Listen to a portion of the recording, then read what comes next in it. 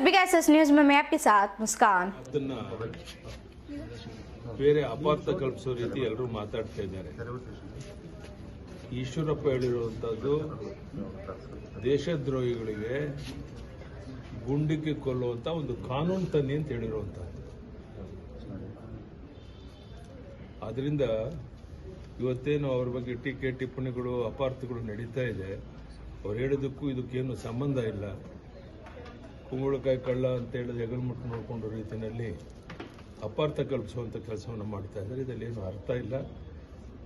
ನಾನಿವತ್ತು ಬಂಟರ ಸಮಾವೇಶ ಇದೆ, ಸಾಯಂಕಾಲದಲ್ಲಿ ಭಾಗವಹಿಸಿ ನಾಳೆ ಒಂದೆರಡು ಕಾರ್ಯಕ್ರಮ ಮುಗಿಸಿ ನಾಡಿದ್ದು ಬೆಂಗಳೂರು ನಾವು ವಾಪಸ್ ಹೋಗ್ತಾ ಇದ್ದಾರೆ. ಈ ಪ್ರಮುಖ ಕಾರ್ಯಕ್ರಮಕ್ಕೋಸ್ಕರ ನಾನು ಇಲ್ಲಿ ಸರ್ ಸಿದ್ದರಾಮಯ್ಯ ಮಾತಾಡಿ ಕೇಂದ್ರದ ಅನುದಾನ ಸುಳ್ಳು ಅಂತ ನಾನು ರಾಜೀನಾಮೆ ಕೊಡ್ತೀನಿ, ಕೇಂದ್ರದ ಅನುದಾನ ಸಂಬಂಧಪಟ್ಟ ನಾನು ಹೇಳಿಕೆ ಸುಳ್ಳಾದ್ರೆ ನಾನು ರಾಜೀನಾಮೆ ಕೊಡ್ತೀನಿ ಅಂತ ಸಿದ್ದರಾಮಯ್ಯ ಹೇಳಿದ್ರು. ಸಿದ್ದರಾಮಯ್ಯನವರು ಏನು ಬೇಕಾದ್ರೂ ಹೇಳಿಕೆ ಕೊಡ್ತಾರೆ, ಮತ್ತು ಅವ್ರು ಹೇಳಿದ್ದೆ ಸರಿ ಅಂತ ಹೇಳುವಂಥ ಸಾಬೀತು ಮಾಡೋ ಪ್ರಯತ್ನ ಮಾಡ್ತಾರೆ. ಕೇಂದ್ರ ಸರ್ಕಾರ ಯಾವ್ಯಾವ ಸರ್ಕಾರ ರಾಜ್ಯಗಳಿಗೆ ಏನೇನು ಕೊಡಬೇಕು ಅನ್ನೋದನ್ನು ಆ ಕಾನೂನು ಚೌಕಟ್ಟಲ್ಲಿ ಏನೇನು ಕೊಡಬೇಕು ಅದೆಲ್ಲವನ್ನು ಕೊಟ್ಟಿದೆ. ಅದೇ ರೀತಿ ಕರ್ನಾಟಕಕ್ಕೂ ಎಲ್ಲ ರೀತಿಯ ಅನುದಾನವನ್ನು ಕೊಟ್ಟಿದೆ. ಆದರೂ ಸಹ ಸಿದ್ದರಾಮಯ್ಯನವರು ಶಾಸಕರನ್ನೆಲ್ಲ ಕರ್ಕೊಂಡೋಗಿ ಡೆಲ್ಲಿನಲ್ಲಿ ಒಂದು ರಾಜಕೀಯ ದೊಂಬರಾಟ ಮಾಡುವಂಥ ಅಗತ್ಯ ಇರಲಿಲ್ಲ. ಕೇವಲ ಪ್ರಚಾರಕ್ಕಾಗಿ ಇದೆಲ್ಲ ಮಾಡ್ತಾರೆ ಹೊರತು ಸತ್ಯಾಂಶ ಯಾವುದೂ ಇಲ್ಲ.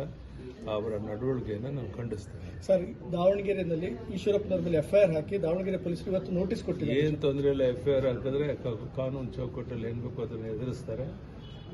ತಪ್ಪು ಕಲ್ಪನೆ ಮಾಡಿಕೊಂಡು ಈ ರೀತಿ ಎಲ್ಲ ಅಪಾರ್ಥ ಮಾಡಿಕೊಂಡು ಅವ್ರ ಮೇಲೆ ಎಫ್ಐಆರ್ ಹಾಕಿರೋದು ಸರಿಯಲ್ಲ. ಸೊ ಅದನ್ನು ಈ ಕಾನೂನು ಚೌಕಟ್ಟಲ್ಲಿ ಏನು ಬೇಕೋ ಅದನ್ನು ಮಾಡ್ತಾರೆ. ಸರ್, ಕೇಂದ್ರ ಆಗ್ತಿರೋ ಅನ್ಯಾಯದ ಕುರಿತು ಶ್ವೇತಪತ್ರ ಹೊರಡಿಸ್ತೀನಿ ಅಂತ ಹೇಳ್ಬಿಟ್ಟು ಸಿದ್ದರಾಮಯ್ಯ ಹೇಳ್ತಿರೋಂಥದ್ದು. ಸಿದ್ದರಾಮಯ್ಯನವರು ಯಾವುದೇ ಮಾತುಗಳನ್ನು ಪ್ರತಿಕ್ರಿಯೆ ಇಷ್ಟಪಡೋದಿಲ್ಲ. ಅವರು ಮನ ಬಂದಂತೆ ಮಾತಾಡ್ತಾರೆ. ಯಾವುದೇ ಶ್ವೇತಪತ್ರದ ಅಗತ್ಯ ಇಲ್ಲ, ಯಾವುದೂ ಇಲ್ಲ.